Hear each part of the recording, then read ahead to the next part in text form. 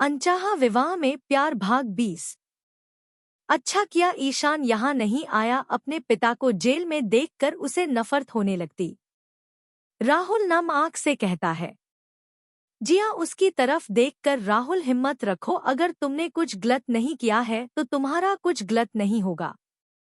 जिया राहुल की तरफ देखकर, ईशा ने कहा था आज वो कोर्ट से परमिशन लेकर तुम्हारी बेल करवा देंगी। राहुल तुम याद करने की कोशिश करो, कौन कर सकता है तुम्हारे साथ ऐसा। राहुल मन में, अगर जिया को बताया यह किसका काम है तो वो उल्टा समझ लेगी। राहुल ना मैं सर हिलाकर, पता नहीं जिया यह किसका काम है। कुछ देर बाद ईशा हाथ में फाइल लिए इंस्पेक्टर की तरफ आती है। इंस्पेक्टर को फाइल आगे बढ़ाती है। इंस्पेक्टर फाइल चेक करके हवलदार की तरफ देखकर, मिस्टर राहुल को छोड़ दो। फिर जिया और ईशा की तरफ देखकर, यह अभी तक पूरी तरह से नहीं छूटे हैं, सिर्फ बेल हुई है इनकी। राहुल जेल से बाहर आता है। जिया रोते हुए उसके गले लग जाती है।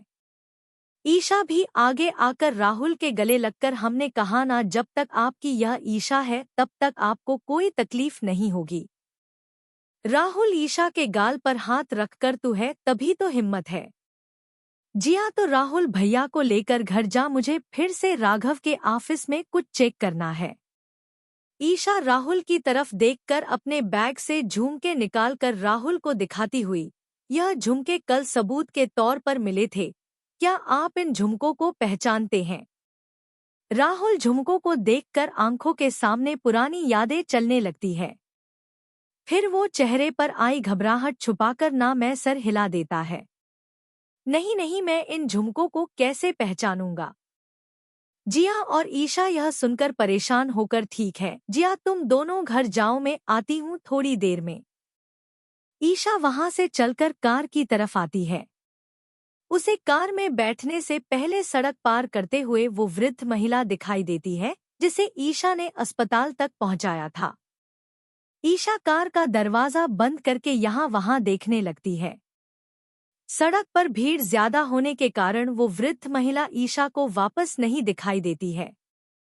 ईशा मन में उस दिन अस्पताल पहुंचाने वाली आंटी लग रही थी मुझे, वो या मेरा वहम था। ईशा का फोन बजता है। हाँ विनीत, हम अभी आते हैं।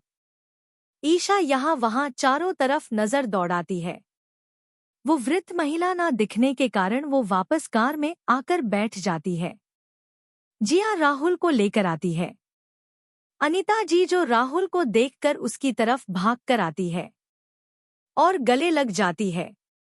राहुल की आंख में आंसू निकल आते हैं। सभी की आंख नम थी। राहुल अनीता जी के तरफ देखकर, माँ हम ठीक है। अनीता जी उसकी तरफ देखकर, तूने कुछ गलत नहीं किया है, मुझे विश्वास है तुझ पर। राहुल यह सुनकर सोच में पड़ जाता है। फिर अपनी माँ के कंधे पर हाथ रखकर उन्हें सोफे की तरफ लेकर आता है और वहां बैठाकर, जिया ने मुझे बताया आपने कल रात से खाना नहीं खाया है। जिया एक प्लेट में खाना परोस कर लेकर आती है। राहुल प्लेट में हाथ में लेकर एक बाइट तोड़कर अनीता जी की तरफ बढ़ाता है। अनीता जी ना मैं सर हिलाकर वो बाइट अपने हाथ में लेकर पहले राहुल को खिलाती है। राहुल अपने आंख में आंसू पोंछकर अनीता को खाना खिलाता है। ईशान राहुल को देखकर सीढ़ियां उतरते हुए, डैड आप आ गए। राहुल खुश होकर नीचे आता है। राहुल के पैरों को पकड़कर खड़ा था। राहुल उसे गोद में लेकर, आपके डैड कहीं गए ही नहीं। अच्छा यह बताओ आज आप स्कूल नहीं गए। वो सुबह मम्मा को रूम में चक्कर आने लगे इसलिए मैं उनका ख्याल रखने के लिए रुक गया। ईशान की बात सुनकर सभी की नजर जिया पर जाती है। जिया सर झुका लेती है।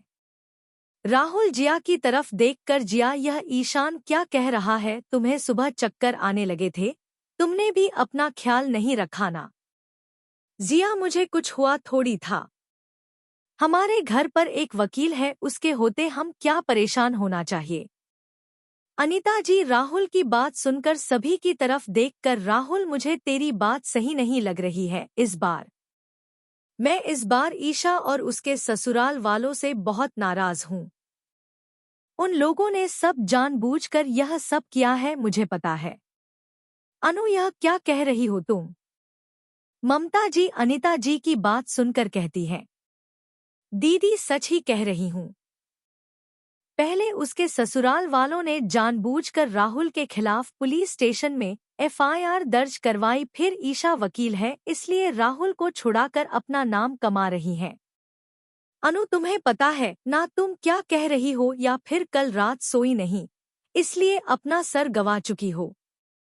अभिलाष जी थोड़ी तेज आवाज में कहते हैं। आप सबको नहीं लगता है ईशा ऐसा कर सकती हैं? अब वो हमसे ज्यादा उस परिवार की हो गई है। ऊपर से वकील जैसी पढ़ाई कर ली है उसने, दूसरी बात वो हमारा खून तो कभी थी ही नहीं।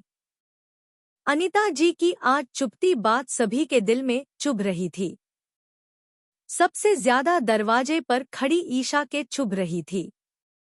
ईशा की आंख में आंसू निकल आते हैं। उसके साथ खड़ा विनीत यह सब सुनकर हैरान था। ईशा वहां से भागकर बाहर चली आती है। किसी का ध्यान ईशा और विनीत पर नहीं गया था। अभिलाष जी अनिता जी की तरफ देखकर, यह तुम क्या बात उठाकर लाई हो अनु? यह मत भूलो दुकान और घर छूटने की वजह ईशा ही थी, उसी के कदम शुभ थे हमारे लिए, और तेरे बेटे ने भी कुछ अच्छा नहीं किया है। हम सबसे वहां काम करने की बात छुपाई है। राहुल अपने बारे में सुनकर सर झुका लेता है। अगले भाग में कैसा लगा आज का भाग जरूर बताएं और रेटिंग समीक्षा जरूर दें। धन्यवाद।